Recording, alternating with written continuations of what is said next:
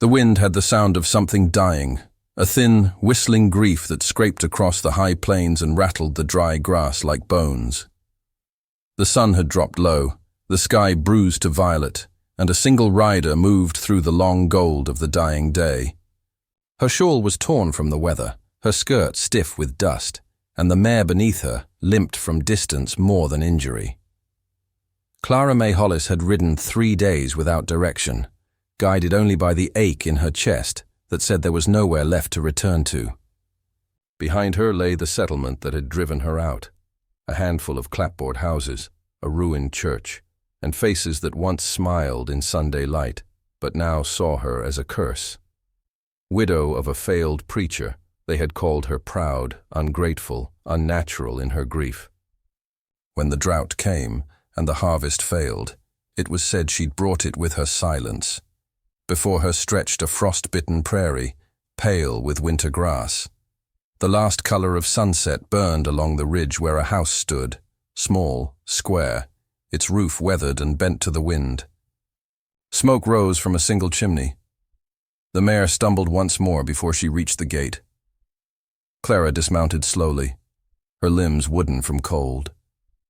The ranch seemed empty at first. A few outbuildings, a corral, an old wagon leaned against a fence gone gray with age. Then, from the shadows of the barn, a man stepped out. He was tall, spare in build, his face burned by sun and time. A rifle rested in the crook of his arm, but he didn't raise it. The wind pressed his coat flat against him, revealing a frame more bone than muscle. "You lost?" His voice was low, rasped by disuse.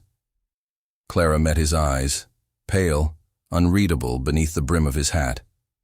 "No," she said softly. "Only tired."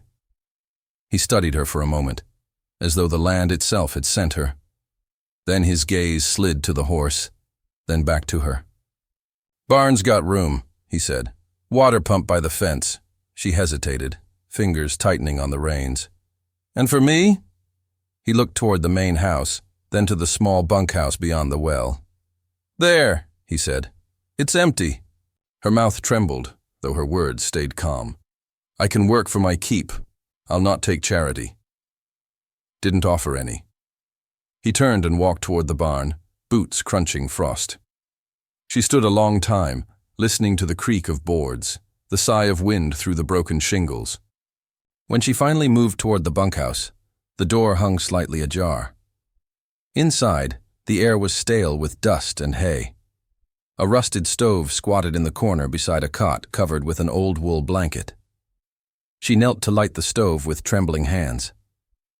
The first spark refused to catch, then flared weakly, orange against the gloom. She fed it slowly, careful as though it were the only living thing left in the world. Through the cracks in the wool, she could see the rancher moving about, a shadow against the last of the daylight. He unsaddled her mare without a word, set out a bucket of water, then vanished inside his house. Clara sat beside the stove, her shawl drawn close, listening to the moan of the wind across the chimney. The warmth came in small breaths, never enough to chase the cold from her bones. She thought of the church bell that had tolled the day her husband was buried, how no one had walked her home afterward. She thought of the night they turned her out, the pastor's wife saying, "You carry darkness, Clara May." Perhaps she did. Outside, the rancher stood at his porch, staring toward the bunkhouse.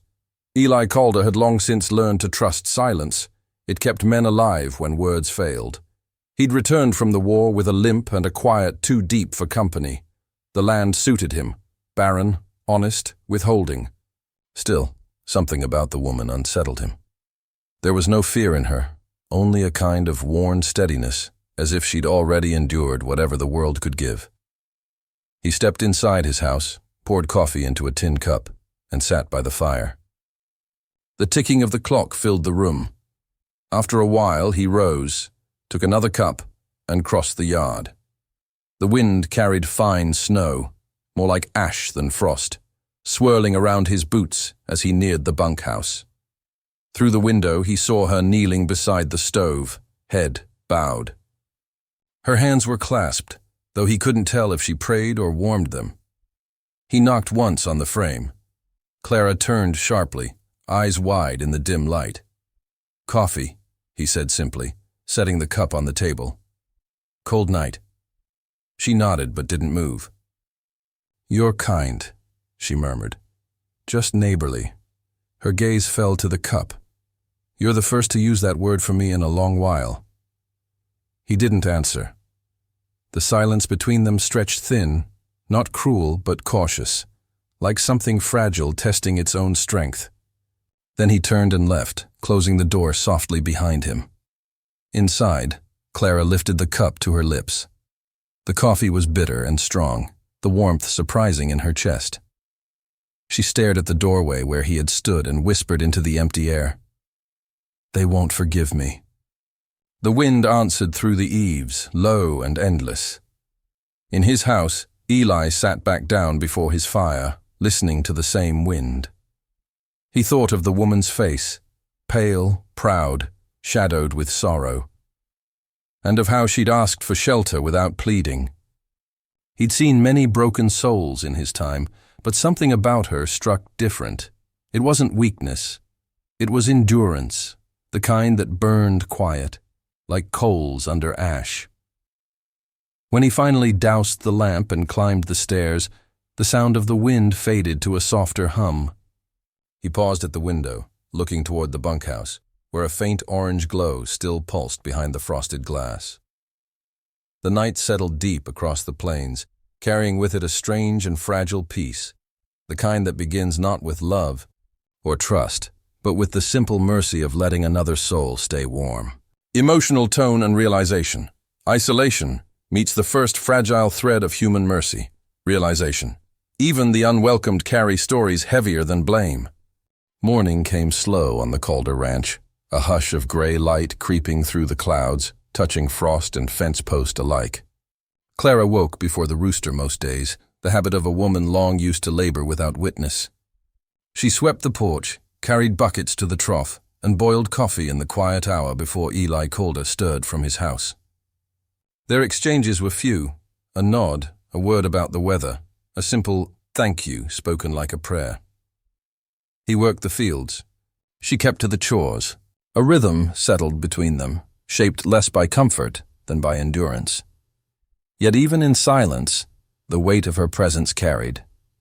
When Eli rode into town for supplies, he caught the whispers in the mercantile, hushed tones that stiffened when he entered.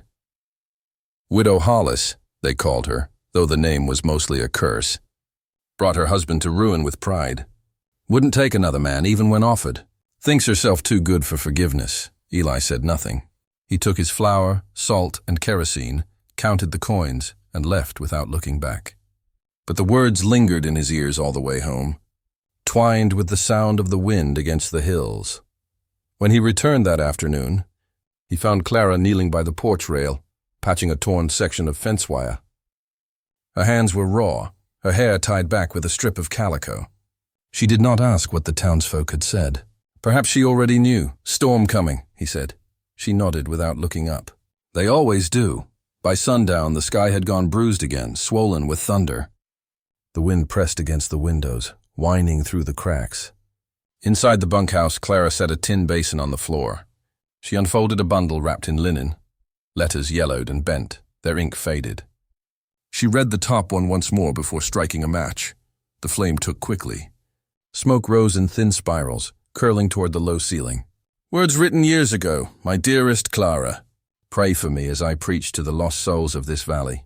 Disappeared in a wisp of gray. The firelight flickered across her face as she fed another letter to the basin, and another. When the last one burned to cinder, she sat still, the faint scent of paper and grief thick in the room. When Eli stepped into the doorway, rain was already beginning to fall. He had come to check the shutters, but stopped when he saw her kneeling there, her eyes fixed on the dying glow. "You'll fill the place with smoke," he said quietly. She startled, then looked up. The lamplight caught the wet in her eyes, though her face remained composed. It needed to be done. He stepped inside, his boots tracking rain. "Those letters mean something to you?" They did. She turned away, brushing her palms on her skirt. Now they don't. He watched her gather the ashes with the edge of a rag, her movements slow, deliberate. There was no anger in her, only exhaustion, the kind that goes past tears. "You'll catch cold," he said finally, shrugging out of his coat. "Here," she shook her head. "No, it's nothing," he insisted. Her voice came soft but steady. "They won't forgive me, Mr. Calder, not for leaving. Not for living after him. A coat won't change that." The rain outside deepened to a steady hiss. For a moment neither spoke. Then she rose, crossed the small room, and opened the door. The wind pushed against her shawl, scattering the smoke into the night. "Best let the storm take it," she said. "Let it carry what's left." Eli followed her gaze into the dark yard, where lightning flickered on the horizon like far-off gunfire. The scent of wet sage rolled in with the wind. "I fought in storms like that once," he said. "Thought the world would split open. But it didn't. It just kept on turning." She glanced at him then, a look brief as candlelight. "And did you forgive it?" He hesitated. "Didn't seem my place." Her lips curved, not quite a smile. "Then we're alike, you and I." He wanted to say more, that she wasn't alone, that she needn't answer to people too afraid to face their own sins. But the words stayed buried. They were strangers, bound by silence, and breaking it felt too much like confession. When she went inside and closed the door, he remained a while beneath the eave, listening to the rain. The smell of smoke still clung to the air. That night, as the thunder rolled over the plains, Eli dreamed of things he hadn't thought of in years: the muddy battlefield where his friend lay dying, a letter he never sent home, the woman who'd stopped writing after his 3rd month away. He remembered her last words: "You've become a ghost I can't follow." He woke before dawn, the memory heavy in his chest. Across the yard, a faint glow shone from Clara's window. She was awake too, seated by the stove, mending something in her lap. A shirt sleeve, perhaps, or an old prayer book's torn binding. Her movements were small, methodical, as if the act itself could quiet the world. For the first time since she'd arrived, Eli understood what it meant to keep breathing after loss, to move through days not for hope, but because standing still would mean sinking. The storm passed before sunrise. The air smelled of damp earth and cedar. When Clara stepped outside, her shawl pulled tight. The world looked rinsed clean but fragile. Eli met her at the well, holding 2 tin cups of water. "Storm didn't take the roof," he said. She took the cup, drank slowly, then met his eyes. "No, and neither of us drowned," he nodded. The words hung between them, simple, almost foolish. Yet they felt like the closest thing to peace either had spoken in years. Emotional tone and realization, haunting introspection, the ache of misunderstood choices. Realization. Sometimes survival itself is a form of defiance. The morning broke heavy and strange, the horizon lined with black clouds that seemed to crawl across the plains. The cattle moved restless in the fields, their heads tossing, their bodies tight with the scent of change. Eli Calder stood by the corral, testing the fence posts, feeling the air thick with electricity. It was the kind of stillness that came before a hard storm, the kind that split trees and drove men indoors. Clara watched from the porch, her shawl drawn tight against the rising wind. The sky had gone from gold to iron in a matter of minutes, the light dimming as if the sun itself were holding its breath. She had learned to read the land's moods, and this one felt angry, old, and personal. "Best tie down what you can," Eli called over the wind. "This one's coming fast." She nodded and went to gather what could be saved. Washing from the line, tools from the rail, a saddle left in the yard. The wind lifted dust like ghosts, chasing it into corners and doorways. By late afternoon, the first drops of rain struck the ground like thrown stones. That was when the rider came. Through the curtain of rain, a figure appeared. Dark coat, wide-brimmed hat, horse staggering from exhaustion. Eli's hand went to the rifle by the porch post, more out of habit than fear. As the rider neared, a voice rose through the storm. "Easy, Calder. You'll scare the horse before you scare me." Eli frowned, lowering the barrel. "Nalin?" The man laughed. low, familiar, half-choked by the wind. He swung off his horse and pulled back the hood. His skin was copper-toned, his hair streaked with gray at the temples. A scar cut across his cheek like a line drawn by lightning. "Been a long time," Nalin said. "I heard you took root out here." Eli motioned him inside before the rain swallowed them both. Clara, startled by the sudden arrival, stepped back from the door as the two men entered. "This is Nalin," Eli said, setting his rifle aside. "We served together once." Nalin nodded politely to her, removing his hat. "Ma'am," Clara inclined her head. "You're welcome to the fire." They ate supper by lamplight, beans, hard bread, coffee gone bitter from the pot. The rain beat steady against the windows, thunder grumbling like an old god across the hills. "I came through Dry Fork 2 days ago," Nalin said between bites. Talk was bad. "A settler shot a young Apache near the border trail. Folks are bracing for the blowback. Cattle missing already, riders vanishing along the river bend." Eli listened, jaw tight. "You think it'll spread this far?" Nalin shrugged. "The land carries anger faster than wind. Nobody wins those fights. Only ghosts do." Clara glanced up from her cup. "And you? Me?" Nalin smiled faintly. "I trade horses, not hatred. The line between us isn't worth dying for." His calm unsettled her. There was no bitterness in his tone, only weariness, the sound of a man who'd walked through too many storms to believe in thunder anymore. When the lightning flared close enough to rattle the lamp, Eli rose to check the door. Rain blew in sideways, soaking the porch in seconds. "Fence'll give if the creek floods," he muttered. "I'll help," Nalin said, standing. Clara moved too. "You'll need light." Eli started to protest, but she was already reaching for the lantern. Her shawl whipped behind her as she stepped into the tempest, flame bobbing inside the glass like a captured star. The three of them crossed the yard, Eli shouting orders, Nalin securing the gate, Clara holding the lantern high so they could see through the sheets of rain. A flash of lightning split the sky, and for an instant, the world was pure white. The thunder came so fast it felt like a cannon. One of the trees by the paddock split down the middle, sending splinters flying.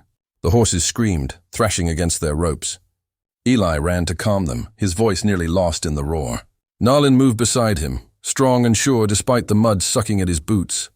Clara saw a young colt tangled in the corner fence, its eyes wild with terror. Without thinking, she dropped the lantern and went to it, her skirts heavy with rain. She spoke softly, her voice shaking but steady enough to reach the animal's fear.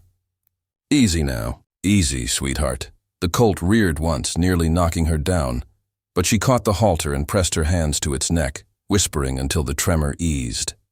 Lightning flared again, and in that moment Eli saw her, soaked through, hair unbound, eyes bright with defiance and something like grace. When the fence was mended and the herd stilled, the storm began to pass. The rain softened, thunder retreating toward the mountains. The three of them stood together in the yard, drenched and breathing hard. "You're lucky," Nalin said quietly. "That tree could have taken the barn." Eli nodded, looking toward the jagged stump that still smoked faintly in the rain. "Luck or mercy, can't tell which." Clara's hands shook as she lifted the fallen lantern. The flame inside had gone out, but its glass was still warm. She stared at it a moment before speaking. "Maybe both," she said. They went inside, dripping water across the floorboards. Eli fetched blankets, and Nalin poured what was left of the coffee. Steam rose between them, mingling with the faint smell of smoke and rain. "You've both got strong hearts," Nalin said softly. "Storms like that test more than fences." Eli gave a small snort. "You've not changed much, still preaching peace to the stubborn." "Peace isn't a sermon," Nalin replied, his eyes on Clara. "It's work. Same as mending anything that breaks." Clara met his gaze, and something in her eased, the line of her shoulders, the guarded way she held her breath. "And forgiveness?"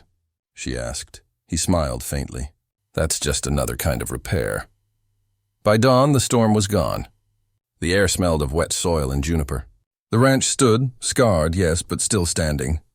Clara hung her shawl on the porch rail to dry, the rising sun turning its frayed edges gold.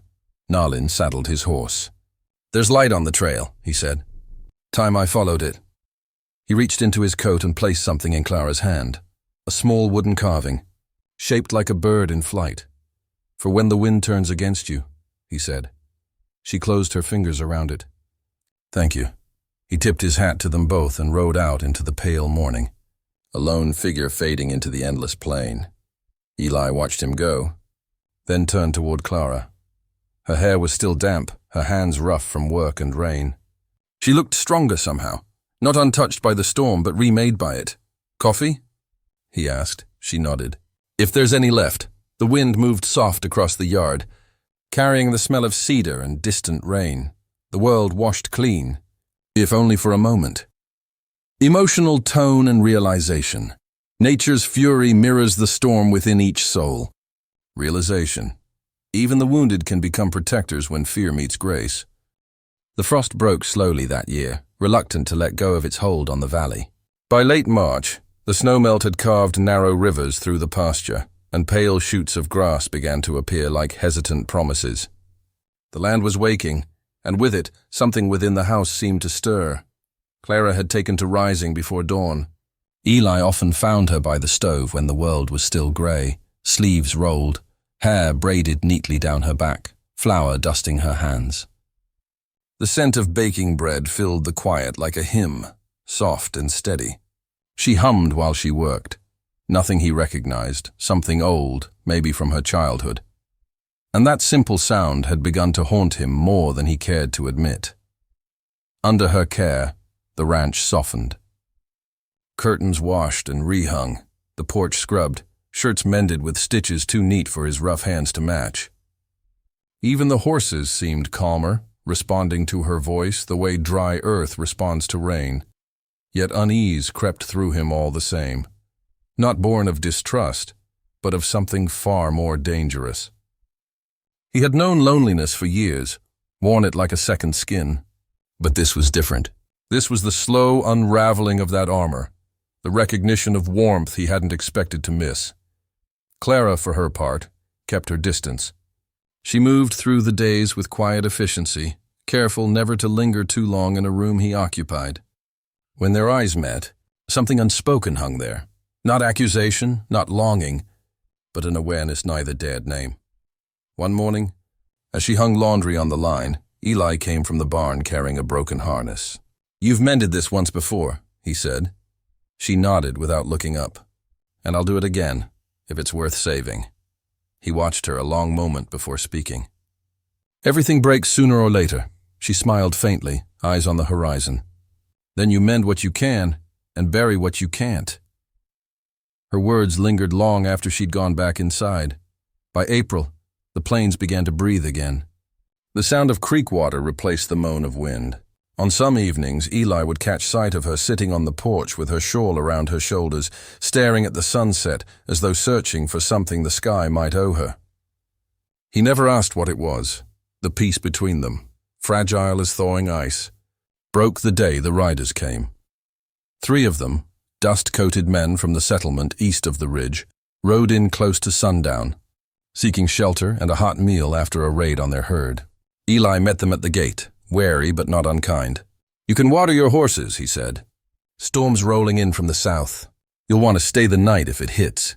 They thanked him and dismounted, but their gratitude soured when Clara stepped out from the porch. One of the men, younger with a crooked grin, froze mid-sentence. "Well, I'll be damned," he said, laughing under his breath. "If it ain't the preacher's widow." Clara went still, her hands tightening on the railing. "Didn't think we'd see you again, Mrs. Hollis," another said. "Heard you brought bad luck to your last roof. Reckon you're trying your charms on a new one?" Eli's jaw set. "That's enough," the men looked at him, amused by his tone. "No harm meant, Calder. Just surprised to find her here is all. Folks said she ran from judgment, and looks like they were right." The rancher stepped forward, his voice low and measured. "You'll eat what's offered and speak no more of what you don't understand." Something in his stance made the youngest one drop his gaze. The others muttered apologies, but their smirks lingered. Supper that night was thick with silence, the kind that made every clatter of spoon against plate sound like a sin. When the men finally bedded down in the bunkhouse, Eli stood by the door a long time before turning in. Clara had already gone to her room, but he could see the faint light of her lamp through the crack beneath the door, a dim, trembling glow. He didn't sleep. The rain began after midnight, slow at first, then hard and steady. When he rose to check the windows, he noticed her door was open. Her trunk sat half-packed on the floor. She was at the gate when he found her, shawl pulled tight, raindrops glinting on her lashes.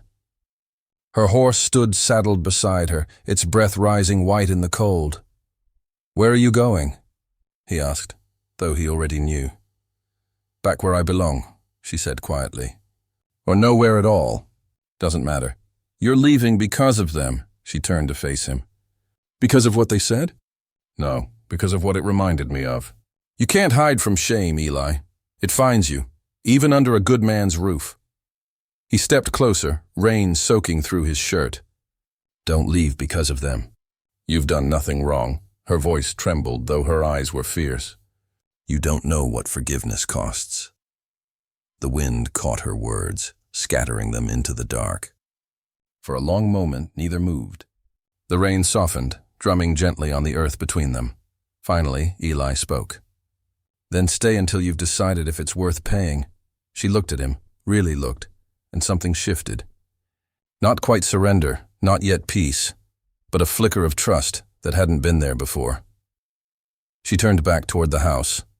The lantern by the porch burned low, its flame nearly gone, but not out.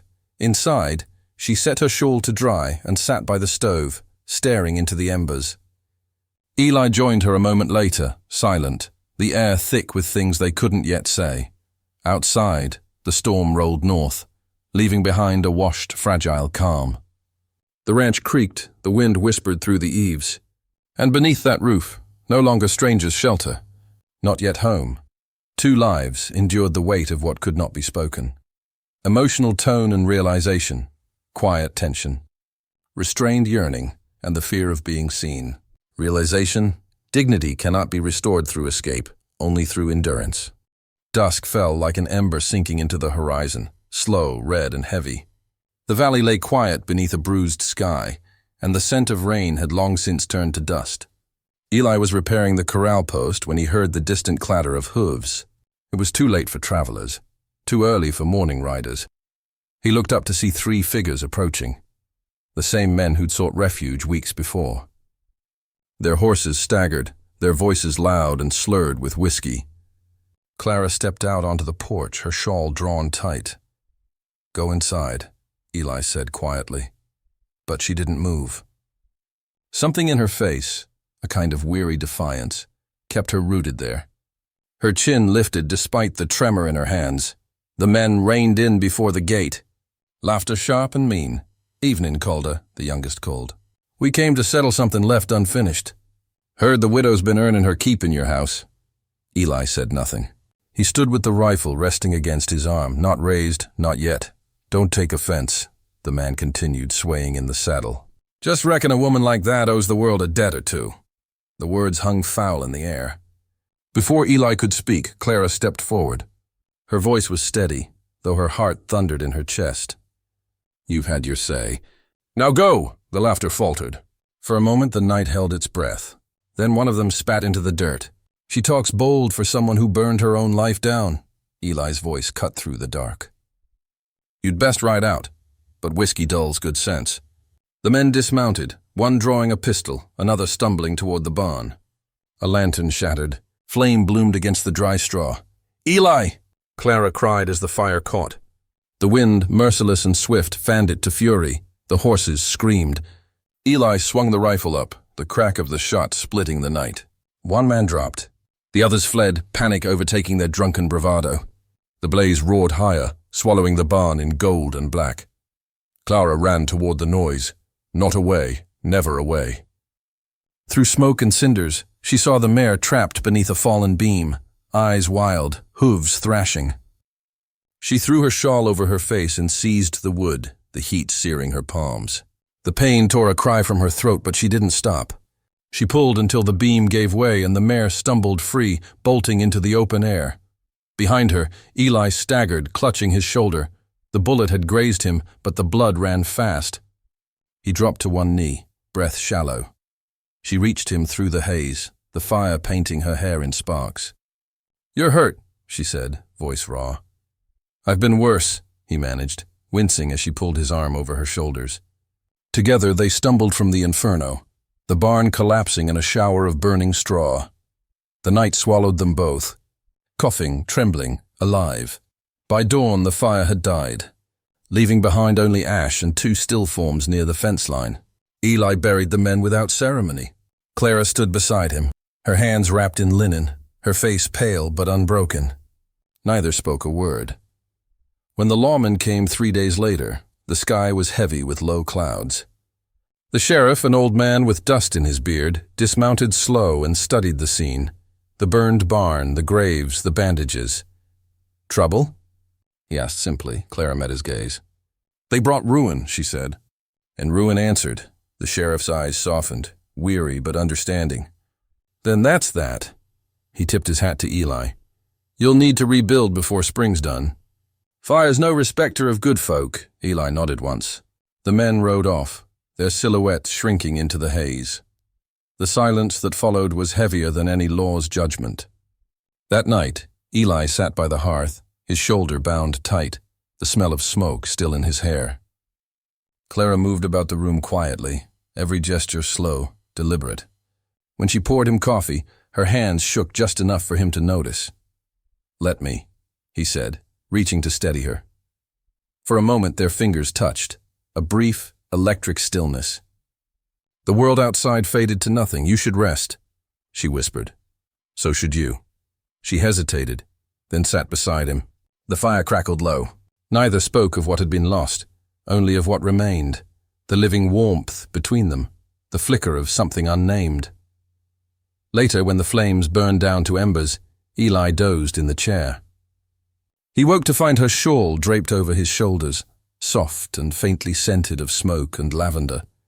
She sat nearby, eyes closed, her head resting lightly against the wall. He watched her in silence. The scars on her palms caught the firelight like small stars. He wanted to speak, to thank her, to ask why she'd stayed, but the words felt too fragile, too new. Instead, he reached out and covered her hand with his own. Her eyes opened slowly, meeting his. In that shared look, no promise was made, yet something sacred was understood. The ranch outside lay blackened, the barn reduced to cinders, but the air carried the scent of rain again, clean, alive, forgiving. Days later, when she began to mend what the fire had taken, Eli worked beside her, slower now, shoulder still weak. Between them stretched a quiet that was no longer cold.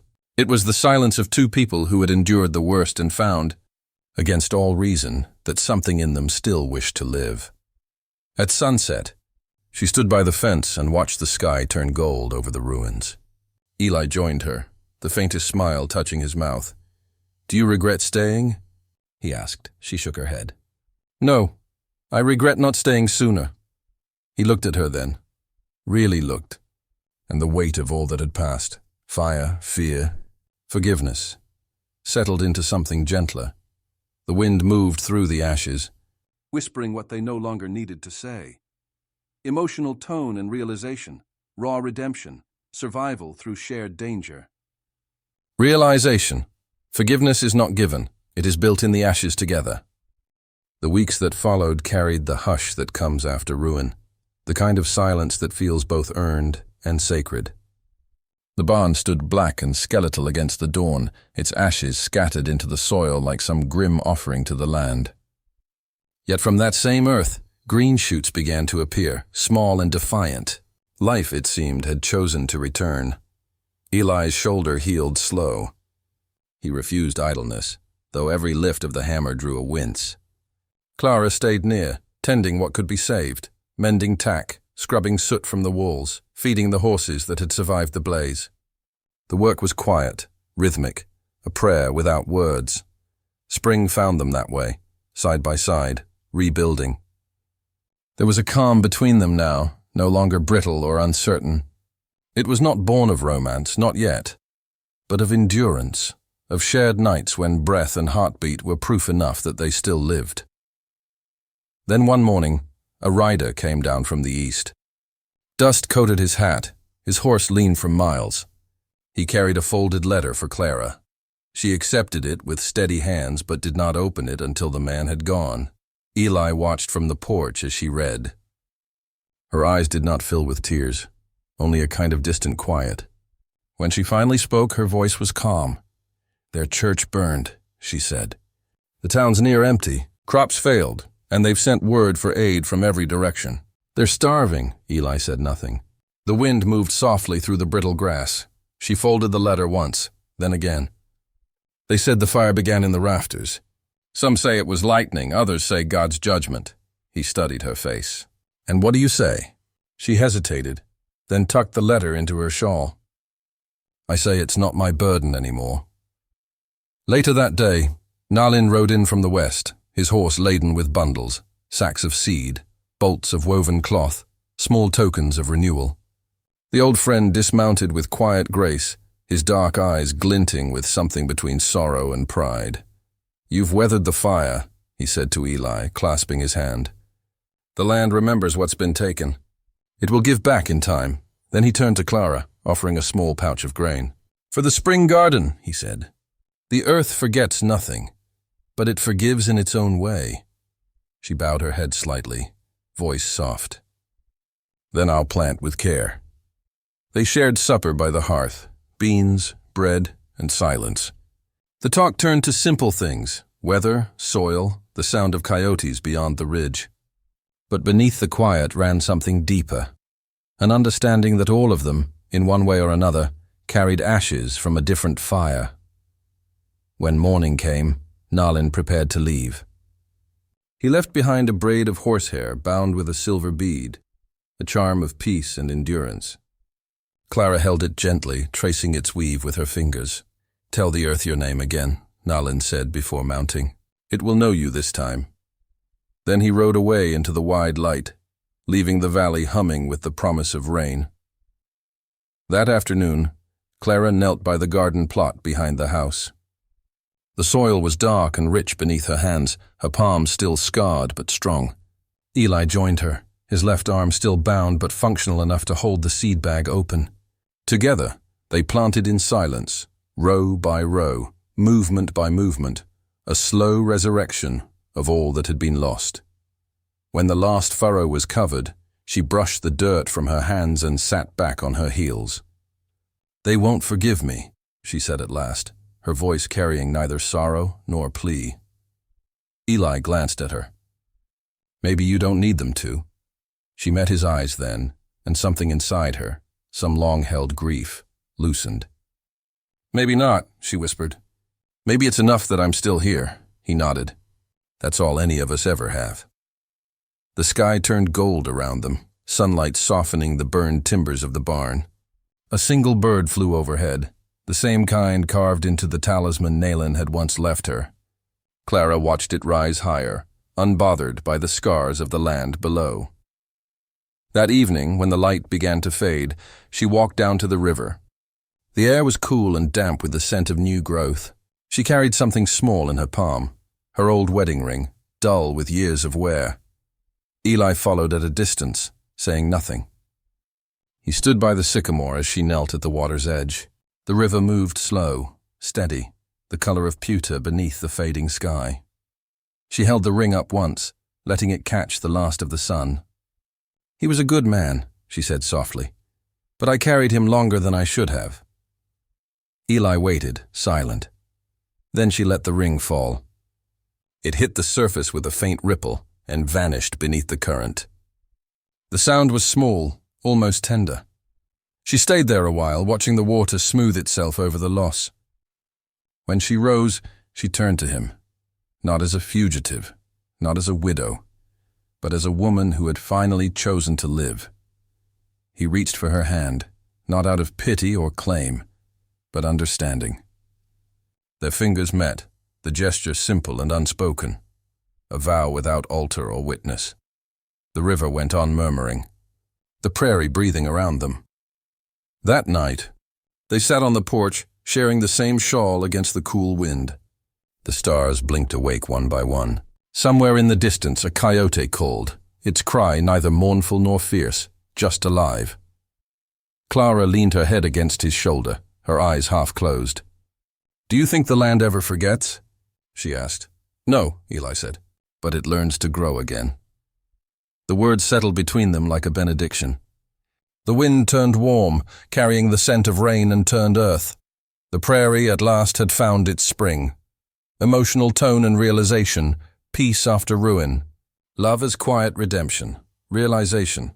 True home is found not in forgiveness, but in shared endurance and chosen grace.